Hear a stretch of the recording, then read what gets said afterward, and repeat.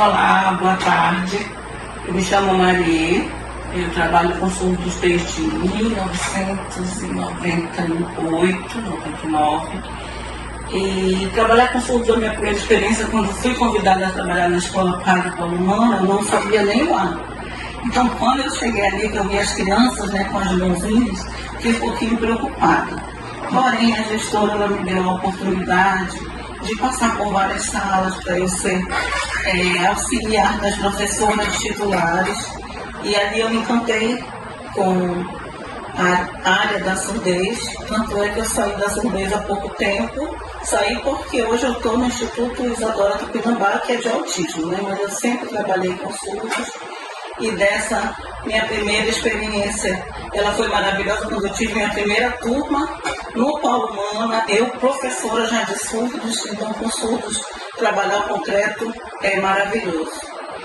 Quando trabalhei a arte no Paulo Humana com os surdos, eu pedia para uns colegas nossos artistas, sabe que em Parintins nós temos vários artistas, Então eles criavam maquetes, por exemplo, trabalhar a aula passeio, digamos, o meio ambiente da cidade. Então a Escola Paulo Humana, ela tem ônibus, nós íamos fazer um passeio pela cidade e visitar também os pontos turísticos, a Amazon River e tudo. E ali nós trabalhávamos o rio, as árvores, os pássaros, as borboletas e tudo, porque com o surdo é o concreto, desculpa.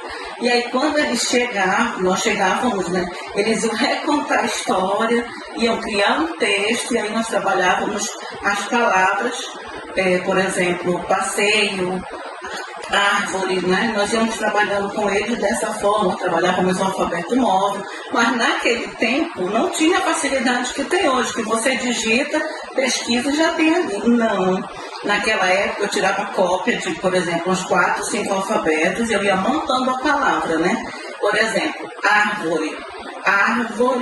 Então eu cortava o A, cortava o E, cortava o V, para poder montar a palavra em árvore. Eu ia colando para fazer as atividades dos meninos, E hoje isso assim, eu fico muito feliz porque vários deles já são até formados, foram acadêmicos da UEA, temos a Diciane na UFAM. Então isso não tem preço, é maravilhoso ver o avanço deles e a evolução, e muitos já são professores, como nós temos o Danley, que está na sala de recurso da prefeitura, numa escola municipal. Isso é bom demais, Nandara e vários outros.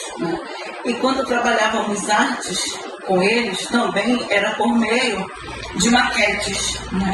Por exemplo, nós trabalhávamos zona urbana, zona rural. O que tinha na zona rural? Tinha a canoinha, então nós fazíamos as canoas.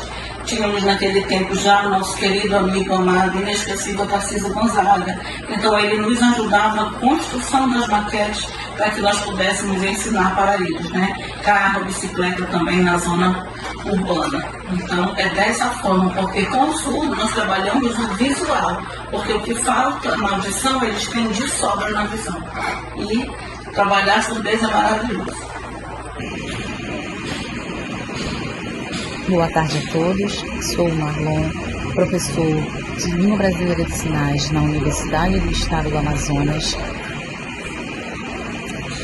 E para responder a primeira pergunta sobre o que me deixa alegre em ter aceito ser professor de Língua de Sinais, eu atuo há 20 anos como professor de Libras. Eu me recordo que no passado não tínhamos professores de língua de sinais, também não tínhamos profissionais de nível superior nas faculdades e escolas, não havia.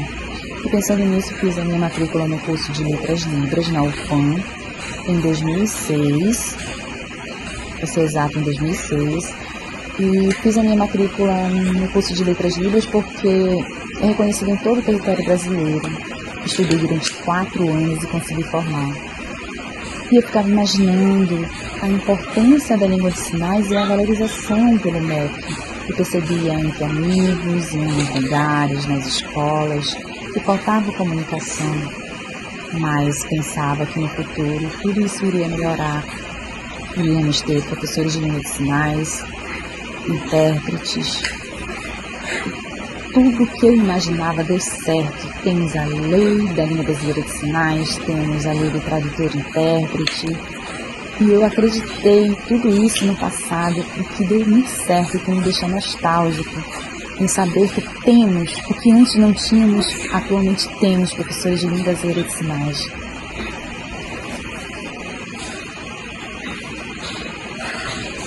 Bom, eu vou pontuar algumas questões para vocês, que antes de eu assumir a primeira vaga de professor de língua brasileira de sinais, eu passei por algumas dificuldades, porque eu não tinha intérprete, então eu tive que trabalhar muito. Nas escolas também não existia um profissional para ter intérprete.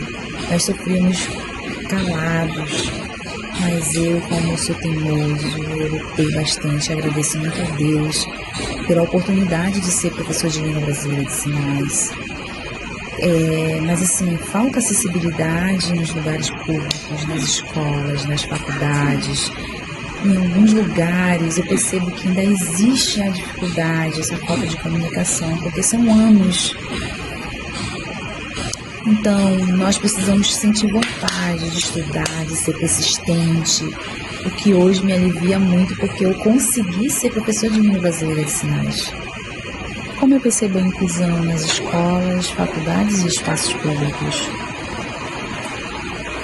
Respondendo a essa questão, a inclusão, ela é uma palavra muito fácil, muito bonita de ser dita, mas não há uma ampliação de fato. Não temos acessibilidade, intérpretes. São diversas questões que precisam ser discutidas relacionadas à acessibilidade e inclusão. Não há uma diferença entre pessoas surdas, cadeirantes, deficientes visuais, grávidas e lactantes. Com a pessoa surda há diversas questões, como por exemplo, quando vamos ao banco, ao médico, não temos acessibilidade. Infelizmente, mas precisamos que o poder público, por meio das escolas e faculdades, cobre do MEC, das secretarias de educação, das prefeituras, do governo do estado. É preciso persistir, discutir, para que de fato ocorra um desenvolvimento. Então, na minha opinião, a inclusão é algo muito complexo e insatisfatório, porque eu sofri bastante com a falta de intérprete, era algo angustiante. Eu me recordo que eu já era professor de Libras, mas houve uma mudança durante os anos. Eu percebo que em 2025 houve uma transformação relacionada à inclusão dos PCDs.